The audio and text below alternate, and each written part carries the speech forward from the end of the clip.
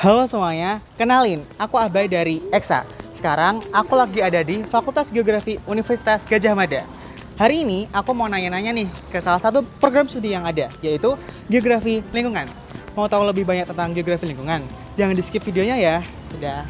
Halo, dengan kakak siapa nih? Halo, aku Puan dari GEL 21. Halo, aku Kanti dari GEL 22. Halo, aku Prima dari GEL 21. Halo, aku Igoy dari GEL 21. Oke, Kak Kanti dan Kak Puan, aku mau nanya nih.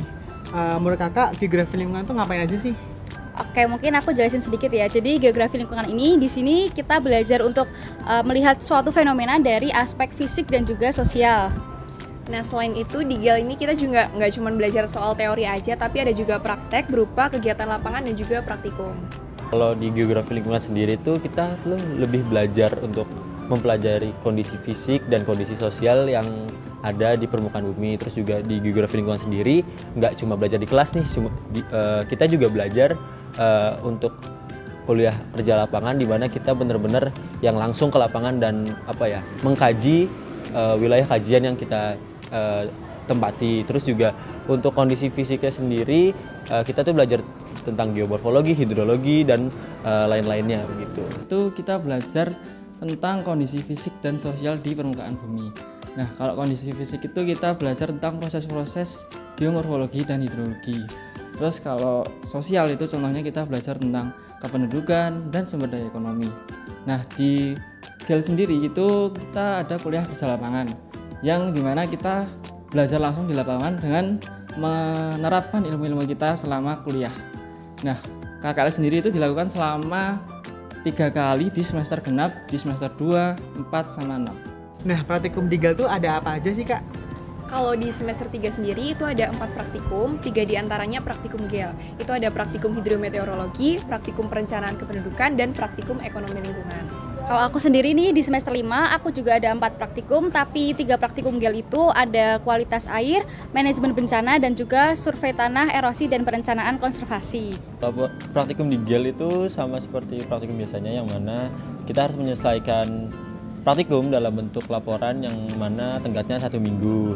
Terus juga setelah itu di akhir-akhir ada yang namanya praktikum lapangan, yang mana itu untuk penerapan praktikum-praktikum sebelumnya yang langsung dilakukan di lapangan. Yang terakhir itu ada responsi, yang mana itu untuk menguji pemahaman kita terkait dengan praktikum-praktikum sebelumnya. Praktikum di GEL itu kita di semester 1 sama 2 itu kita masih dipaketin. Terus untuk semester kedepannya, setelah semester 1 sama 2 kita itu bisa milih sendiri sesuai minat kita masing-masing.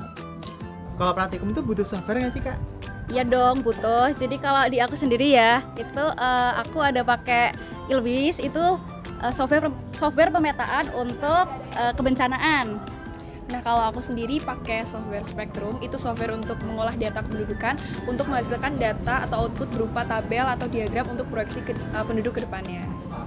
Banyak sih sebenarnya, cuman salah satunya itu Cropwatt. Nah, Cropwatt itu fungsinya sendiri untuk memprediksi kebutuhan air untuk tanaman dan irigasi berdasarkan dari data tanah, iklim, dan juga karakteristik tanamannya itu sendiri, kayak gitu.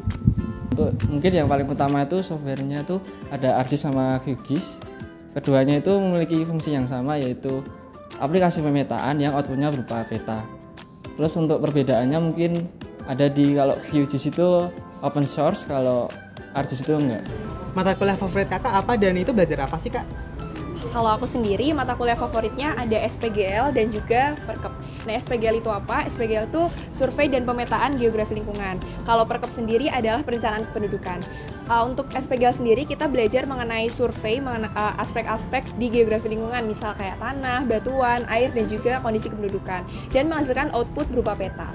Kalau perencanaan kependudukan sendiri itu belajar mengenai proyeksi penduduk di masa mendatang, sehingga pemerintah tahu harus mengambil langkah dan juga kebijakan seperti apa. Oke, kalau aku salah satunya ada manajemen kebencanaan. Jadi di situ kita diajari untuk bagaimana sih memanajemen suatu bencana dari masa sebelum bencana, tangga bencana maupun pasca bencana. Itu juga terkait dengan peningkatan kapasitas masyarakat yang nantinya dapat digunakan pemerintah untuk mempersiapkan dokumen dalam mitigasi bencana. Geomorfologi ya, yang mana kita belajar tentang pembentukan dari suatu bentang alam dan bentuk lahan dari suatu permukaan bumi. Nah, salah satunya mungkin banyak banyak juga kayak bentuk lahan vulkanik, gunung api ataupun juga fluvial yang mana merepresentasikan sungai-sungai kayak gitu. Oke, mungkin untuk saat ini mata kuliah favorit aku itu hidrometeorologi. Jadi hidrometeorologi itu merupakan cabang ilmu meteorologis yang berfokus pada curah hujan, iklim, cuaca, dan siklus hidrologi. Terakhir nih, sebagai anak geografi, menurut kakak gimana tanggapan tentang fenomena banjir? Oke, menarik nih. Jadi banjir itu terjadi karena curah hujan yang jatuh di suatu wilayah itu melebihi dari kapasitas tampungan wilayah tersebut. Nah, biasanya banjir ini tuh terjadi di wilayah yang memiliki elevasi rendah dengan topografi yang landai. Oke, mungkin aku ngomongin dari segi dampaknya aja ya. Mungkin banjir itu secara sosial berakibat pada beberapa mata pencarian penduduk, seperti salah satunya adalah petani. Karena apa? Karena ketika terjadi banjir itu, luas lahan panen menjadi berkurang dan produksi padi menjadi menurun.